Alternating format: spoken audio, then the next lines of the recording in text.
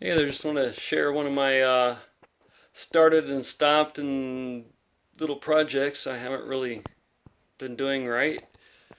So I started this sprouting thing. I ate some and I let them go, and I did some starts and I never planted them.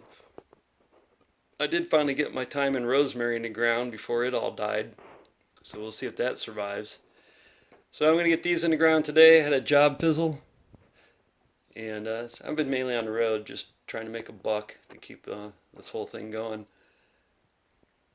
So we're going to turn over some dirt next to the chickens and ducks. I'm going to just lay these on top, tamp them in a little bit, and we're just going to see what happens.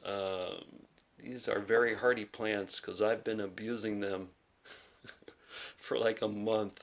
They should have been in the ground. So we'll see what kind of success springs out of this procrastination.